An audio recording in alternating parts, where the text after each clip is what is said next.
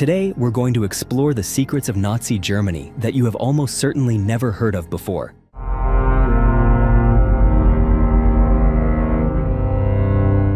The darkest Nazi project.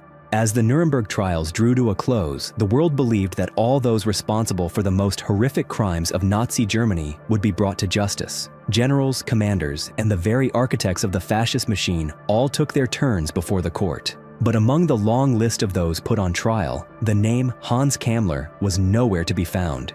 His absence left many people questioning the true fate of one of the most powerful and ruthless figures in Hitler's regime. Hans Kammler had played a central role in the Nazis' secret weapons programs and was notorious for constructing complex underground tunnel systems. These tunnels were not only used to hide vast stores of weaponry, but they also served as hidden sites for advanced research and testing on some of the era's most cutting-edge weapons. Records show that Kammler oversaw projects so dangerous and enigmatic that even Winston Churchill wished to keep them hidden from the world. In the final days of World War II, rumors began to circulate about one last project that Kammler was pouring all his resources and intellect into completing. It was a device shaped like a bell, known simply as Die Glock. Witnesses described how this machine emitted a strange light and radiated an energy so deadly it could kill within minutes of exposure. Some reports even claimed that Die Glock possessed qualities that modern science still cannot explain. This, it seemed, was Kammler's last bargaining chip as the world around him crumbled. But when the war ended, Hans Kammler vanished completely, taking the secret of Die Glock with him. No one ever found a body, nor any evidence to prove he had died or been captured. Rumors quickly multiplied. Some believed Kammler had succeeded in creating this bizarre weapon and was spirited away by some unknown power. Even today, the real fate of Hans Kammler and the secrets he carried remain one of the greatest unresolved mysteries of World War II. The story goes back to 1933, the moment when Adolf Hitler had just been appointed Chancellor of Germany and began step by step to establish absolute power across the nation.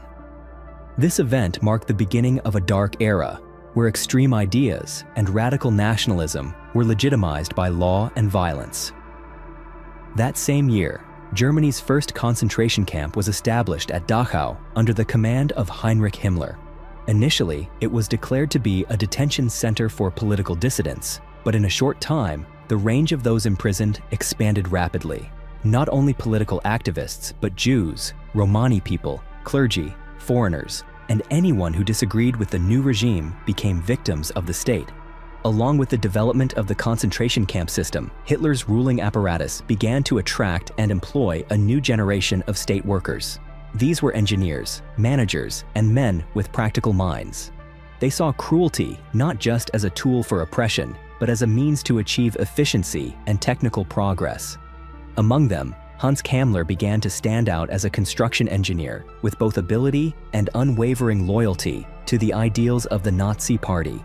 Kammler did not just work in technical fields. He quickly adapted to the new environment, where power was built on fear and iron discipline. He gradually became one of Hitler's most trusted right-hand men, playing a central role in developing the infrastructure needed for the regime's plans of expansion and social control. From a construction engineer, Kammler became an important part of the Nazi power structure, helping to create a system in which ruthlessness and efficiency always went hand in hand. Hans Kammler was born in 1901 and grew up in a Germany shaken by turmoil after World War I.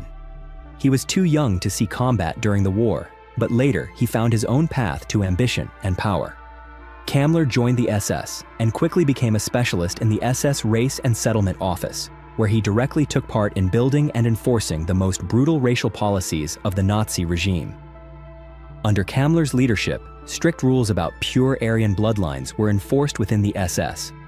Anyone wishing to become a full member or even to marry someone within the SS had to prove both their own and their wife's ancestry going back to the year 1800. Kammler was not simply following orders, he was openly proud of these extreme controls. He saw them as the only way to protect and maintain the purity of the German people. For Kammler, there were no boundaries of morality or compassion. He believed that human suffering was just a price to be paid for the success of the Thousand-Year Reich that Hitler and the Nazi leaders so often spoke about. That coldness and rigidity made Kammler the very model of the type of person the Nazi machine was always searching for, absolutely loyal and willing to apply any measure in service of the party's ideals. After Hitler launched the invasion of Poland, the Nazi war machine entered a new phase, one driven by the ambition for total control and the systematic destruction of communities deemed undesirable. At this time, Hans Kammler was tasked with expanding the concentration camp model, beginning with the construction of Majdanek in the city of Lublin, Poland. Majdanek was not simply a detention camp. It was designed as a core part of Operation Reinhard, the plan for mass extermination in the newly occupied Eastern territories. The terrible efficiency of Majdanek convinced Kammler that this model needed to be replicated even further. He was the one who planned and pushed for the building of Auschwitz, a complex larger and more elaborate than any camp before it. Under Kammler's direction, Auschwitz quickly became a symbol of destruction, with countless subcamps, gas chambers, and crematoria running without pause. More than 1.1 million people were killed there, the vast majority of them Jews, along with many other victims from across Europe. Thanks to Kammler's decisiveness and ruthlessness, the concentration camps operated smoothly, like true engines of annihilation. He oversaw every stage, from construction and organization to daily management, making sure that every Nazi objective was carried out to the fullest extent. Under Kammler's hand, these camps were not just places of imprisonment, they became machines of genocide.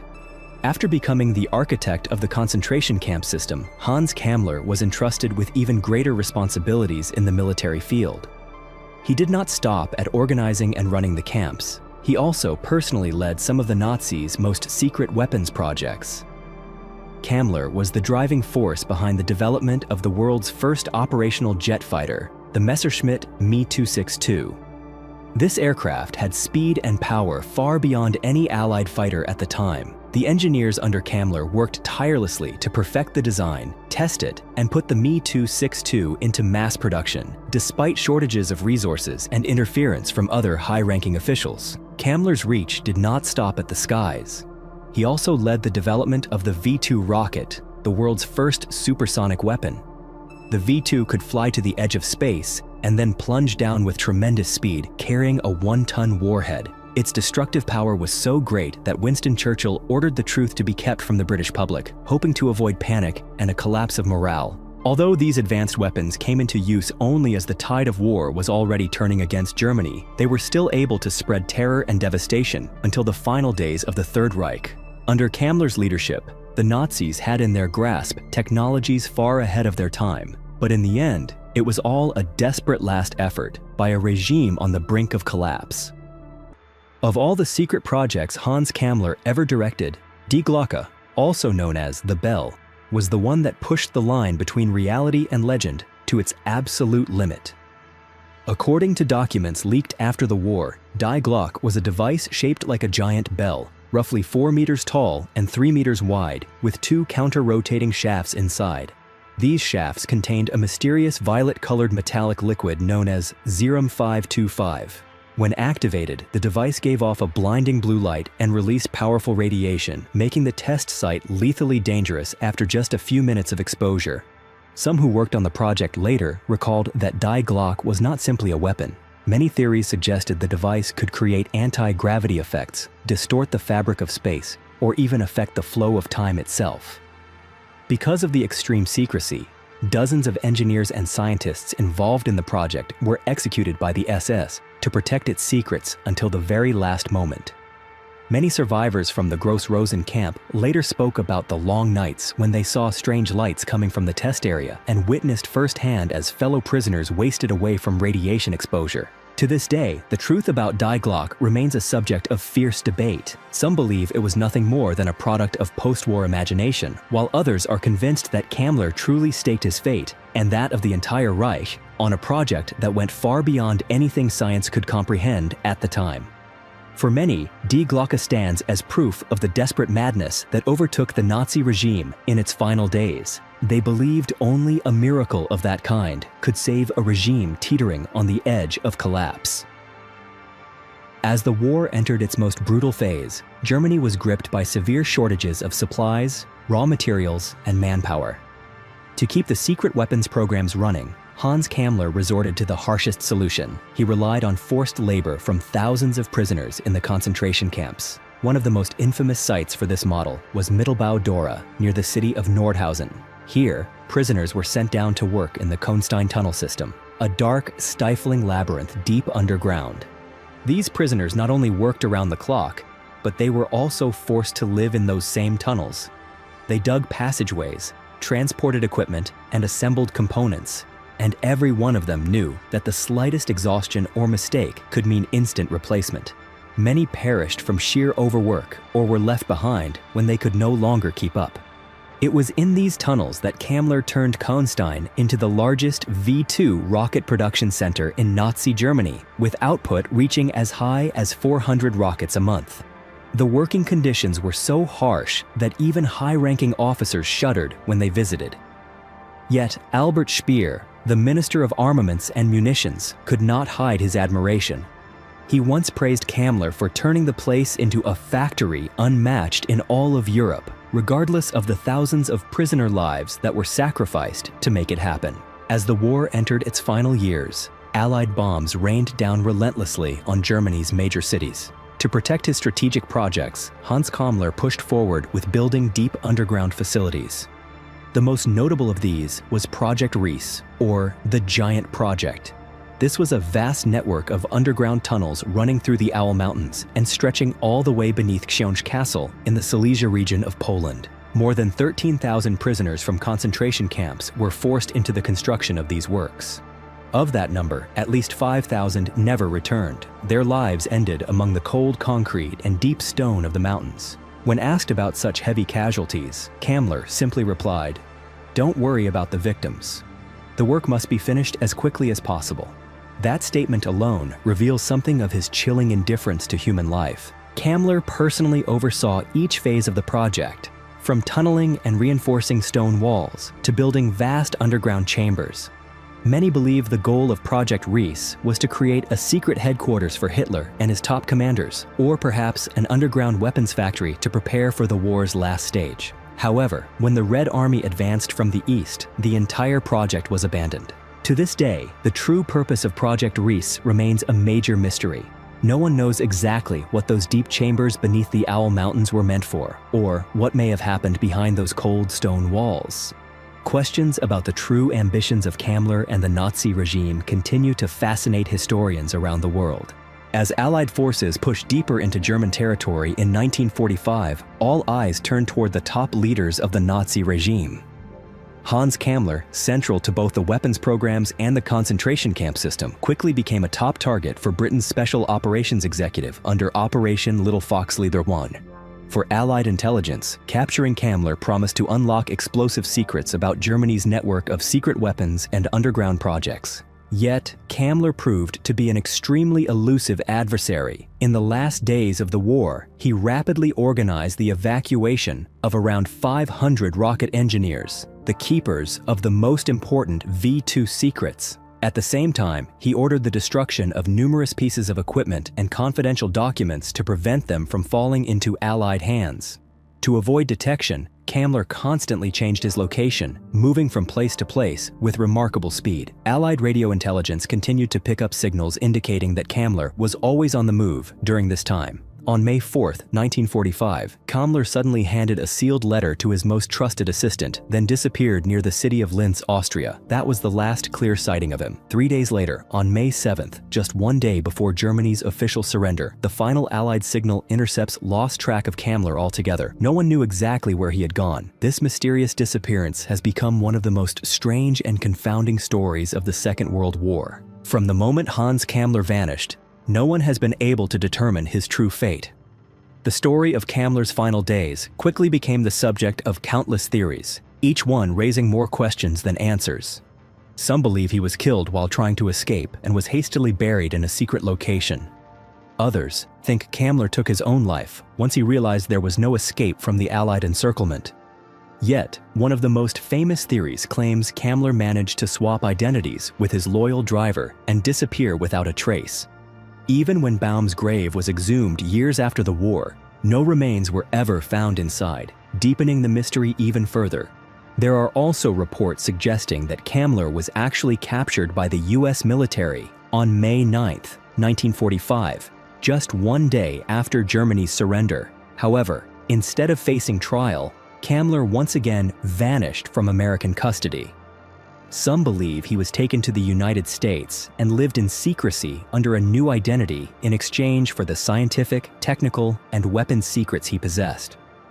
For many, Kammler's disappearance is not just a personal story, but a crucial link in the larger chain of mysteries about how the victorious nations handled Nazi war criminals and intellectual property after the war.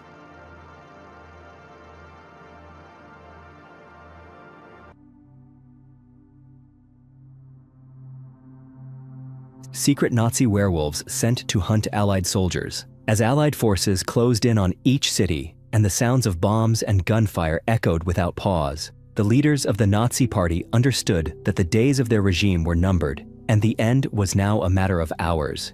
Yet instead of facing this harsh reality and surrendering to save the lives of millions of innocent civilians, they issued one final order, an order marked by extremism and desperation. This command was broadcast across the country, calling on every German citizen to stand their ground, never retreat, fight to the very last breath, and be willing to sacrifice everything, if necessary, to defend the ideals they had believed in. The true purpose of this order was not to reverse the course of the war or reclaim victory for Germany, but rather to sow fear into the hearts of the advancing Allied soldiers, those who were about to take control of Germany after years of relentless war. It was out of this atmosphere of chaos and despair that the werewolf force was born, a last desperate gamble by the Nazi Party. This was not a conventional army, but rather a group of specially selected and trained individuals tasked with carrying out acts of guerrilla warfare, terror, and assassination against Allied troops in the occupied areas. They operated in secret, moving through the shadows, striking without warning, and vanishing quickly after each attack. Their only goal was to spread confusion, to create a lasting sense of dread for both the Allied soldiers and the German population. Even after the war had officially ended, the werewolves continued their sabotage, carrying out sporadic attacks and assassinations against those they considered traitors to the national cause. For many ordinary Germans at the time, the appearance of this force did not merely prolong the agony of war, it deepened the fear and division that already ran through every corner of the country. The deeper origins of the werewolf force did not simply arise from political calculations. They were also fueled by the legends and folklore woven throughout German culture itself. From the earliest days of his rise to power, Adolf Hitler displayed a particular fascination with mysterious symbols, especially those drawn from supernatural figures tied to the land. Among these, the image of the werewolf, or Werwolf as the Germans called it, held a special allure, thanks to its air of mystery and the extraordinary abilities it represented. This image was only strengthened by the famous novel Der Werwolf by Hermann Lohns, published in 1910, which told the story of an ordinary community forced to defend itself, transforming into brutal warriors who, despite their savagery, were celebrated as heroes for protecting their own people. For Hitler and the propaganda machinery of the Nazi Party, the werewolf was more than just a creature of the night. It became a symbol of indomitable strength and the unyielding spirit of the nation. In their eyes, ordinary citizens who stood up against their enemies would become like werewolf warriors, willing to do whatever it took to resist invaders and preserve their national identity. For this reason, the werewolf became a source of spiritual motivation, spreading messages of courage, sacrifice, and the belief that Germany had not truly fallen. As the situation grew ever more desperate and the choices narrowed, the Nazi leadership decided to turn the werewolf symbol into an actual strategy. This plan unfolded along two distinct paths. On one side, they launched a formal military campaign with regular organized units. On the other, they formed semi-armed guerrilla groups designed to operate independently, flexibly, and beyond easy control. The common goal was to maintain resistance in any form, from open battlefield engagements to sudden, unexpected attacks from behind enemy lines. At the end of 1944, Heinrich Himmler officially launched Operation Werwolf. He appointed Hans Adolf Pritzmann as Chief Inspector of Special Defense, assigning him the task of forming combat groups to operate secretly behind Allied lines. This force was mainly recruited from members of the SS and the Hitler Youth. These groups received special training in guerrilla tactics, assassination, and covert operations, preparing them to act independently whenever the time came. After being given the responsibility of organizing the werewolf force, Hans Adolf Prützmann quickly set up his headquarters in Berlin. Realizing that the nature of the war had changed and the Allies were advancing from all directions, Prützmann spent much of his time studying the guerrilla tactics used by the Soviet Red Army in Ukraine. He hoped to apply these lessons to build a resistance force that could survive and operate effectively, even if the machinery of the Nazi state collapsed. Prützmann's original plan was not to create a large-scale uprising, but rather to use the werewolves as a tool to slow the Allied advance. He believed that if these small groups could launch surprise attacks, Germany might be able to prolong its resistance and gain a better position during peace negotiations. However, what the werewolf force actually accomplished was not on the battlefield, but mainly in terms of psychological impact. Their presence forced the Allies to remain constantly alert and live in a state of unease, but in reality, they did not produce any significant change in the overall course of the war. Within the ranks of the Nazi government itself, not everyone trusted Prützmann or the strategy he was pursuing. Many believed he lacked decisiveness and did not have the stature to lead such a critical campaign. Notably, Walter Schellenberg, the head of Germany's Foreign Intelligence Service, openly criticized the entire werewolf plan, calling it criminal and foolish. He argued that placing the nation's future in the hands of a semi-armed underground group would only increase chaos without bringing any real results. In the end, efforts to build the werewolf force were themselves undermined by the weaknesses of the Nazi administrative system and the collapse of its organizational structure. The force faced severe shortages of equipment, weapons, food, and qualified manpower. Independent groups could not coordinate with each other, and orders from above were often interrupted or failed to reach the right people, causing the entire strategy to fall apart quickly. In reality, the werewolf force never became a true threat. They stood only as a symbol of desperation and helplessness in the final days of the Third Reich. By 1945, as the outcome of the war was all but decided and any hope for a Nazi victory had nearly vanished, the regime's propaganda machine was pushed to its most extreme. Joseph Goebbels, the infamous minister of propaganda, understood that if the situation could no longer be salvaged by military might, there was still power in words. Goebbels appeared continuously on national radio, launching a massive propaganda campaign that called on every German citizen to rise up and join the werewolf force. In his famous werewolf speech, broadcast on March 23, 1945, he urged the entire nation to fight to the bitter end, never to surrender or back down, insisting that every person could become a warrior to defend Germany against the invaders. Even though, in reality, the werewolf force was neither large nor well-equipped, the small-scale attacks and acts of sabotage they carried out had a profound psychological effect on the Allied troops. Just a few explosions, sudden ambushes, or even rumors of guerrilla groups operating in the shadows were enough to keep American and British soldiers in a constant state of vigilance. For them, the atmosphere of unease and the fear of an unseen enemy became part of everyday life during those final months in Germany. However, German society at this time was far different from what the propaganda machine described. After years of relentless war, most people were exhausted, physically and mentally. They no longer cared for the ideal of fighting to the death. Instead, all they wanted was peace, to save their families from hunger and ruin. The rallying cries on the radio now echoed through an atmosphere of gloom, as few still had the faith or strength to answer the call. Even so, a handful of small groups continued to carry out assassinations against those considered traitors. One of the most notable incidents was the killing of Frank Oppenhoff, the mayor of Aachen, who had cooperated with the Allies and became a target of the werewolf commandos. His death sent a wave of anxiety not only through the new authorities, but also throughout the German community at large. At the same time, newspapers in both Germany and abroad published a steady stream of stories, often exaggerating the danger posed by the werewolf force, further fueling an atmosphere of suspicion and fear. For both ordinary Germans and the Allied soldiers, the harsh realities of war had barely faded when they were haunted by this new shadow of terror and distrust, making the final days of the Third Reich even heavier and darker. When the war officially ended in May 1945, the specter of the werewolf still lingered across Germany and among the occupying Allied forces.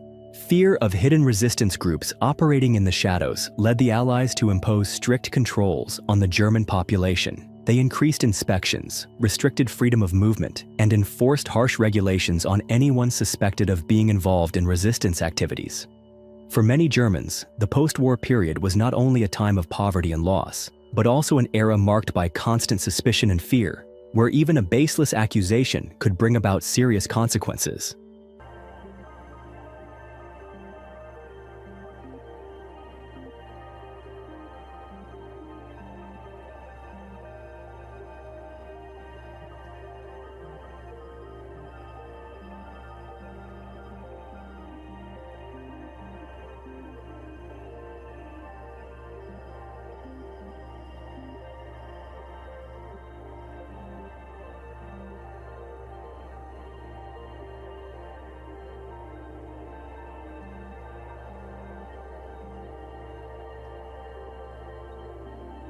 When a fake Nazi commander took over a Canadian town. In the early 1940s, as World War II erupted across continents and no nation remained untouched by the chaos, Canada joined the conflict in 1939. Within just a few years, every aspect of Canadian society was transformed as factories, neighborhoods, and families all rallied around a single purpose: contributing to the Allied victory. Each day, Canadian families sent their sons and daughters to the front lines, while back home, those who stayed behind worked tirelessly, producing weapons, uniforms, medicine, and every essential supply needed for the brutal war raging overseas. Even so, the determination and enthusiasm of the people gradually began to fade, especially as the war remained a distant threat, and for most Canadians, life continued on in relative peace, almost as if nothing had changed. The government understood that in order to sustain its strength and continue supporting the military, the country would need a tremendous amount of financial resources. That's why they repeatedly called on citizens to purchase victory bonds, hoping that every individual would contribute a small part to fuel the nation's strength. At first, many were eager to participate, believing that these bonds were a guarantee of peace and freedom. But as time went on, that initial enthusiasm faded. People began to question whether their money was truly making a difference, especially as the war was, for most, just an image in the newspaper or a story on the radio. In response to this situation, a bold idea emerged in the city of Winnipeg. John Draper Perrin, the head of the National War Finance Committee, along with the city's leaders, decided to organize an event unlike anything Canada had ever seen. They would stage a fake Nazi invasion right on the familiar streets of Winnipeg to show people that the threat was no longer something distant. It could appear anywhere, at any time. They believed that only when faced with the real fear of losing freedom and homeland would people truly understand the value of even the smallest contribution. In this way, they hoped to reignite patriotism, strengthen unity, and inspire everyone to join together in protecting the freedom of the entire nation. When the idea of staging a Nazi invasion was approved, preparations for the event, called If Day, began with a level of detail and care never before seen.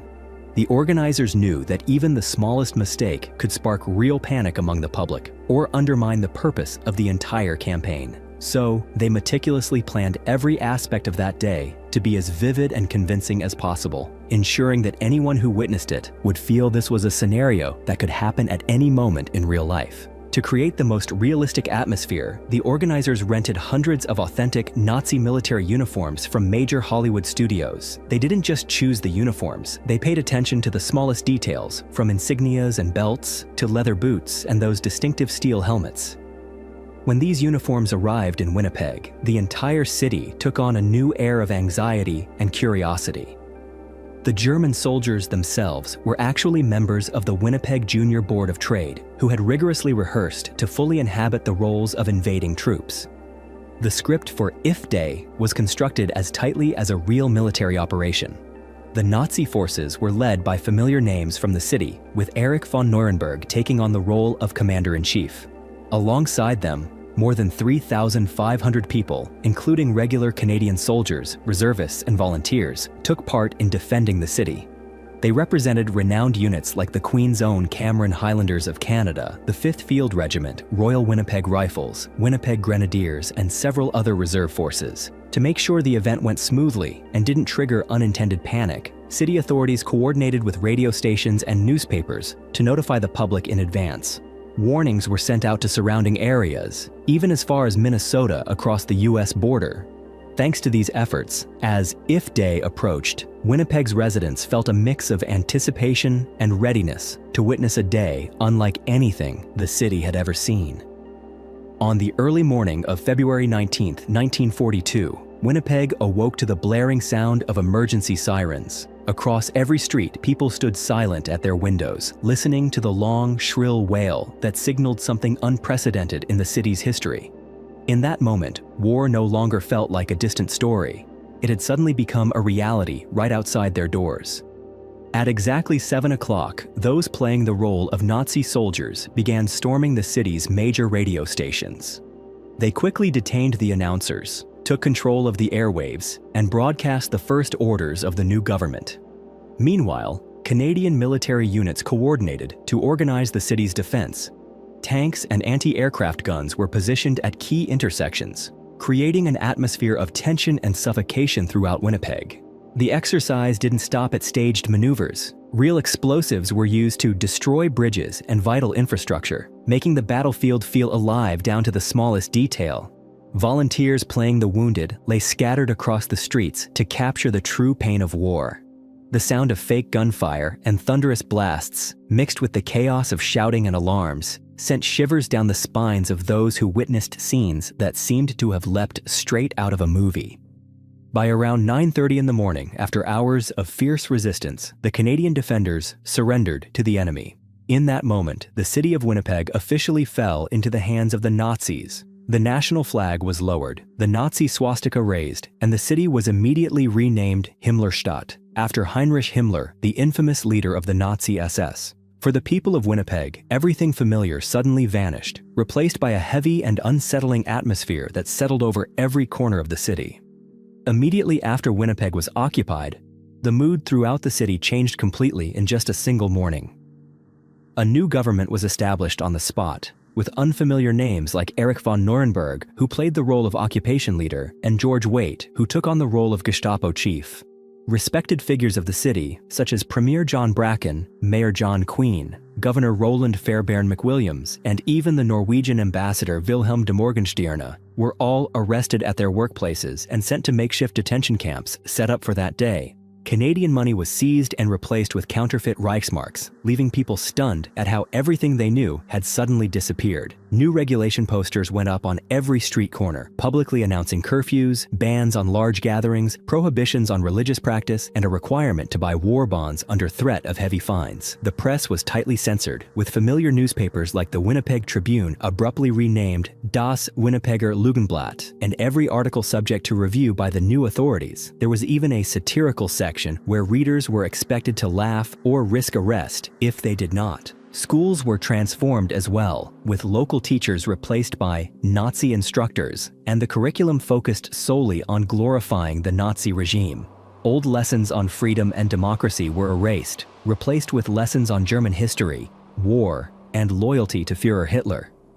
Throughout the city, loudspeakers blared Hitler's speeches and German military music, deepening the atmosphere of oppression.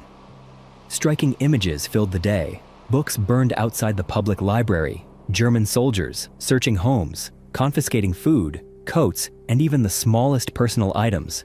The people of Winnipeg, for the first time, truly felt the fear and helplessness that comes when all freedoms are stripped away. They realized that if the war were lost, the free and peaceful life they once enjoyed would be gone forever. And that day made this fear a vivid reality on their own doorstep.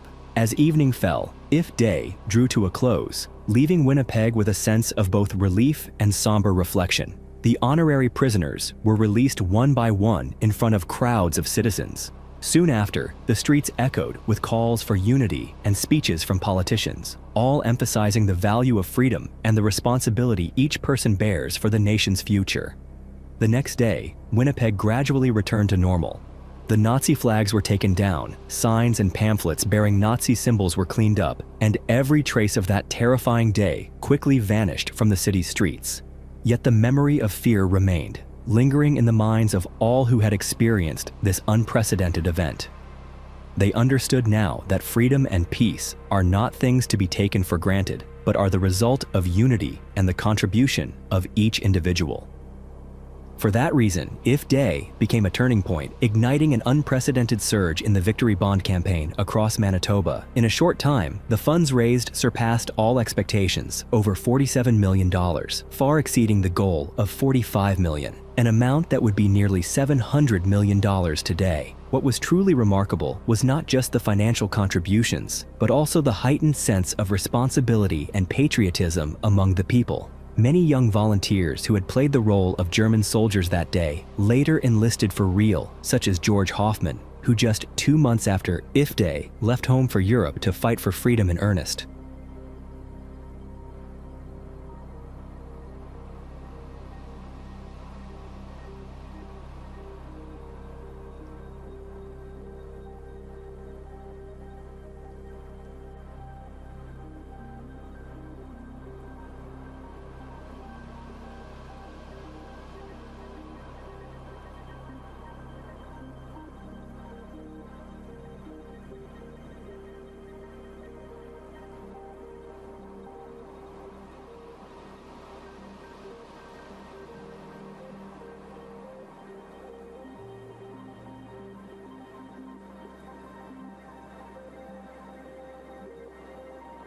The secret Nazi fighter jet you've never heard of.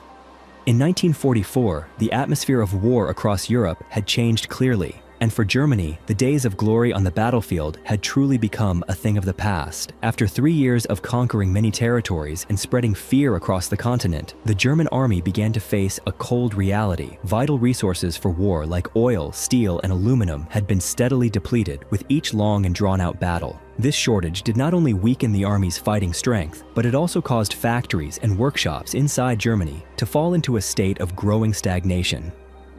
At this point, what had once been Germany's absolute advantage now became a burden that could not be overcome. The relentless attacks from the Allies made every front that Germany controlled slowly shrink, and losing the initiative forced the German military leadership to change their strategy. They realized they could not keep producing bombers or big aircraft as before. Instead, they had to gather every remaining resource to develop advanced jet fighter models, holding on to a faint hope that a leap in technology could turn the tide of war. But what the Germans did not expect was the rapid progress of military technology from the Allies. If in the past, the German Air Force was proud to own the most advanced aviation technology in the world, by 1944, this advantage was starting to fade. Researchers and engineers from Britain and America not only closed the gap, but kept coming up with new inventions that could change the entire balance in the skies over Europe. Especially when news broke that the British were about to introduce the Gloucester Meteor, the Allies' first jet fighter, the worry and pressure inside the German Air Force reached its peak. The atmosphere inside the German high command meetings became more tense than ever. High-ranking officers had to admit that the days when Germany could impose its will across Europe through military strength and technological superiority were over. From this point, every decision came with the fear of failure and a growing sense of despair. In that situation, the race for technology became Germany's last gamble, but they knew that every choice now carried many risks, and there was nothing to guarantee that a true miracle would appear. In an increasingly desperate situation, the generals of the Luftwaffe understood that if they wanted to hold on to any hope in the skies over Europe, they needed a new kind of weapon that could truly change the course of the war. Their experience with the Messerschmitt Me 262, the world's first jet fighter, had given Germany some optimism about what their technology could achieve. However, the harsh reality of war showed that the Me 262 was not enough to create the turning point that Germany so badly needed. The reason was not just because production numbers were far too low, but also because every single plane required precious resources that Germany had almost completely run out of. It was in this context that a new project, known as the Focke-Wulf Ta 183 Hukobine, began to take shape and quickly attracted a lot of hope. Germany's leading designers and engineers spent many months researching, drawing plans, and testing prototypes, hoping to create a brand new jet fighter that could replace the Me 262 and bring back an advantage for the German Air Force. To get the Ta-183 ready for the battlefield, the engineers were forced to accept any solution, even the most unconventional. At times, shortages of aluminum, steel, and other essential materials meant the design team even had to consider using wood for important parts of the plane. This did not only show their desperation, but also their determination not to give up, holding on to the belief that a breakthrough in technology might still come at the last moment. Even though building a fighter out of wood meant taking many risks, for Germany at that time, it was the only hope they had left. The highlight of the Ta-183 was its modern appearance and the series of advanced technical improvements that the design team introduced. Instead of following traditional lines, this plane had a large air intake right at the front of the nose, helping the jet engine in the rear to work more efficiently. The sharply swept back wings, angled a full 40 degrees, not only brought high flight performance, but also gave the plane better agility to dodge attacks from enemy fighters. The tricycle landing gear allowed for stable takeoffs and landings, while the tall T-shaped tail and the centrally positioned bubble canopy gave the pilot a wide field of view, something absolutely critical in the fast-paced air battles of the time. The Ta-183 was powered by the strong Heinkel He S011 engine with a top speed of up to 620 miles per hour, which was much faster than the Me-262. In terms of firepower, this aircraft carried four 30mm Mk108 cannons mounted straight in the nose, powerful enough to shoot down both heavy bombers and enemy fighters. On top of that, the Ta-183 could also carry up to 1,000 pounds of external weapons, ready to take on ground attack missions whenever needed. At the beginning of 1945, the Ta-183 project from Focke-Wulf was already very close to the finish line. The detailed design plans had been completed, and the team of engineers was only focused on solving a few technical problems related to the aircraft's center of gravity. However, just as it seemed all their efforts were about to bear fruit, the course of the war changed too quickly, presenting challenges that even the most dedicated designers could not control. On February 28, 1945, the German Air Force Command faced a difficult decision. They had to choose which project would be pushed into mass production during the short time they had left. After much debate, the Luftwaffe decided to give top priority on the production line to the Junkers EF-128, while the Ta-183 was placed in second position. But that was not the end of the story. In a sudden turn, when the German military leaders saw the special potential of the Ta-183, they reversed their decision and gave this plane one last chance. If everything went according to plan, the first flight of the Ta-183 was expected to happen in May 1945. But the war did not give them any more chances. While the Focke-Wulf engineers were still racing to complete the first prototype, the Allied forces were closing in on Berlin from every direction. In a very short time, the situation on the battlefield changed completely. On April 8, 1945, British troops entered and took control of the entire Focke-Wulf factory. All of the efforts, design documents, test models, and hopes for a final miracle in German military aviation were cut off before they ever took shape. The Ta-183 project officially ended unfinished. Even so, the ideas and technology that the engineering team left behind for the Ta-183 still became an important inspiration for the world's military aviation industry later on. Even though the fate of the Ta-183 in Germany ended in silence and regret, the story of this plane unexpectedly began a new chapter in South America. After World War II ended, engineer Kurt Tank, the head of the Ta-183 project, left Europe and looked for opportunities in Argentina, where the government was eager to modernize its air force. Not willing to let his efforts and knowledge fade away, Kurt Tank decided to revive the Ta-183 design under a completely new name, Polki II. In the early 1950s, several prototypes of the Polki II were built one after another. These planes not only carried the shape of the Ta-183, but also represented Argentina's desire to be independent in technology. The Polki II even appeared in the skies during the 1955 coup, a dramatic event in the country's political history. But the dream of a fully homegrown jet fighter in Argentina did not last long. When the economy went into crisis, the entire Polki II project was forced to stop, and eventually, the Argentine government chose a more practical solution by importing F-86 Sabre fighters from the United States at a much lower cost. But the story did not end there. The legacy of the Ta-183 continued to stir up debate and speculation among military aviation researchers worldwide. Many historians believe that after the war, some of the design plans and documents related to the Ta-183 fell into Soviet hands. From this material, Soviet engineers may have taken inspiration to develop the MiG-15, a jet fighter that would become one of the most famous planes of the Cold War era. It is not hard to notice the striking similarities between these two aircraft, from the distinctive high tail to the air intake in the front of the nose. Although the direct link between the Ta-183 and the MiG-15 is still a subject of debate, it is clear that the creative spirit and influence of the Ta-183 went far beyond the borders of Germany, becoming an essential part of the history of modern jet aircraft all over the world.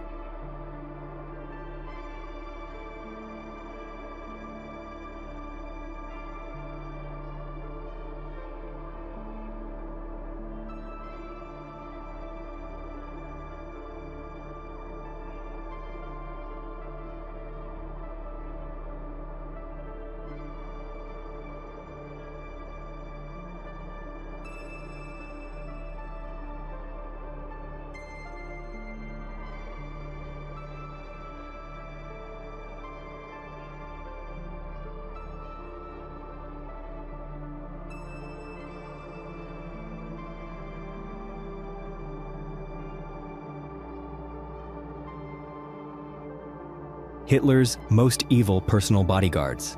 In the early days, when the Nazi Party was still young and had not truly gained its position on the German political stage, Adolf Hitler already understood very clearly that if he wanted to go further on the road to power, he needed to have a group of people who were truly loyal, people who were not only ready to protect him, but also willing to sacrifice for the ideals he represented. During his first speeches, Hitler was protected by some close allies like Ernst Röhm, along with Battalion 19, and it was they who formed the first models for Hitler's bodyguard force. These people did not just stand behind to block any danger, but also served as silent witnesses to the rise of a new movement in Germany. As the need for protection became more urgent, this initial group of bodyguards quickly developed into a larger organization called the Sturmabteilung, or SA for short. This was no longer just a protection squad. It was gradually turning into a main armed force that helped Hitler expand his influence and also served as a shield for Nazi leaders against assassination plots or sabotage by their opponents. Hitler very early recognized that an organization as large as the SA was both a source of strength and a risk of losing control, especially when the loyalty of each individual could not always be guaranteed. That is why he took the initiative to form a smaller group, made up entirely of people who were carefully selected based on absolute loyalty and dedication to serving him personally. This group was called the Stabswache, and they wore the skull symbol called the Totenkopf, showing their willingness to fight to the end and not back down from any danger. This bodyguard team was later renamed the Stoßtrupp Hitler to emphasize their role as Hitler's direct protection and to tie their name directly to his. However, these efforts to build a loyal force faced a major test when the Munich Putsch in 1923 failed, with Hitler himself and many of his associates arrested, the Nazi Party banned, and the Stoßtrupp Hitler unit disbanded. Even so, the SA under the command of Ernst Röhm continued to exist under a new name, the Frontbahn, though it was watched more closely and had to operate more secretly than before. It was through these events that Hitler's determination to build a bodyguard force truly loyal to him personally became even stronger, and it laid the foundation for the creation of special units later on, which would play no small part in the dramatic changes that Germany would go through in the years ahead. When the Munich Putsch failed and many of the top leaders of the Nazi Party were arrested, no one thought the SA could continue to exist, much less grow stronger than ever. From a group of just about 2,000 men, the SA quietly recruited and expanded, quickly turning itself into the most powerful paramilitary organization in Germany at that time, with membership reaching nearly 30,000 people in just a few years. This growth did not only change how the SA operated, but also made their role within the party much bigger, especially in those years when Germany was unstable and street violence and clashes with rival factions happened all the time. When he was released from prison in December 1924, after his time in custody, Adolf Hitler realized that the SA was no longer his simple tool. Hitler saw in the SA a lot of hidden risks, as Ernst Röhm had his own ambitions and often disagreed with Hitler about the direction and future role of the SA in Germany. These simmering tensions dragged on for years until everything exploded violently in what history would call the Night of the Long Knives. On that night, Adolf Hitler took decisive action to eliminate those he saw as threats to his absolute power. Ernst Röhm, along with many SA leaders, was arrested or assassinated, ending the era of SA power and leaving a huge gap in both Hitler's protection system and the structure of his power. It was at this moment that Hitler realized he could no longer trust his personal safety to an organization that was too large, too full of personal ambitions, and too easily turned into a tool for political schemes like the SA. Hitler needed a new force, a group selected solely on the basis of absolute loyalty to him, without concern for personal gain or any other faction. In those circumstances, the Schutzstaffel, known as the SS, was created. At first, the SS was just a small unit that depended on the SA, with the main task of protecting Nazi leaders at rallies, at important events, and keeping control over internal security. But within just a few years, the SS quietly rose up in strength, constantly expanding its influence and becoming a direct competitor to the SA in both power and size. The incredible rise of the SS even caused deep division within the Nazi Party itself. Many people remained loyal to the SA, but more and more talented individuals were personally chosen by Hitler for the SS, thanks to their discipline and dedication. Hitler believed completely that only the SS could truly protect him from every danger, whether it came from outside or from inside the party. By the time Hitler officially took control of Germany, the SS had grown to about 50,000 members, but for Hitler, that still was not enough to safeguard his absolute power, especially since plots and threats never stopped appearing. For that reason, from within the SS, an elite force was established called SS Sonderkommando Berlin, a unit made up of people chosen carefully for their physical strength, willpower, dedication, and complete loyalty to Hitler personally. After a period of operation, this unit was renamed Adolf Hitler Standarte to highlight its direct protective role for Hitler and to make clear that it was the most honored unit, taking orders only from the Führer. Under the command of Heinrich Himmler, whom Hitler completely trusted with power, this unit finally became known as the Leibstandarte SS Adolf Hitler, abbreviated as LSSAH, and from that point it was the most feared special bodyguard unit in modern German history. Two companies of the LSSAH, under the command of Otto Reich and Jürgen Wagner, were chosen to deal with threats against the regime, whether they were real dangers or simply suspicions from Hitler and his closest allies. This force took part directly in executing people who were considered traitors or potential risks, which helped solidify the independent position and absolute power of the SS within the Nazi Party's security system. The LSSAH did not stop at protecting the party from within. As the war atmosphere began to spread across Europe, the LSSAH was quickly given much larger missions.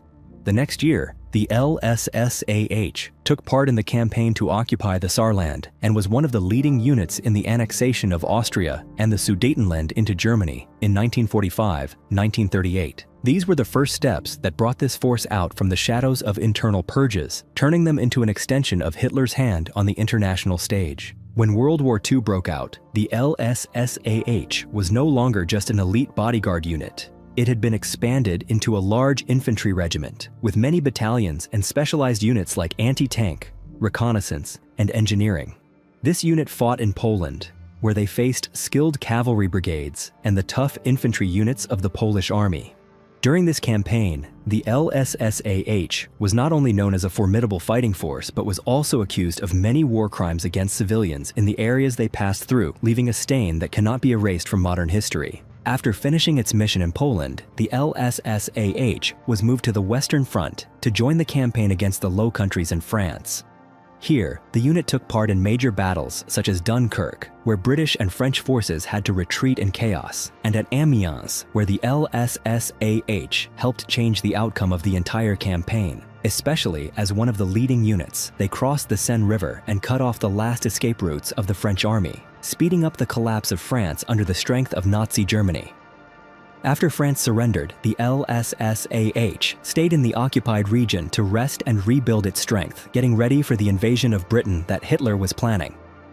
After a series of victories in Western Europe, Hitler placed high hopes on the plan to invade Britain, but in the end, the operation was cancelled for many reasons. From that point on, the LSSAH entered a new phase, facing greater challenges across some of the most brutal battlefields in Europe.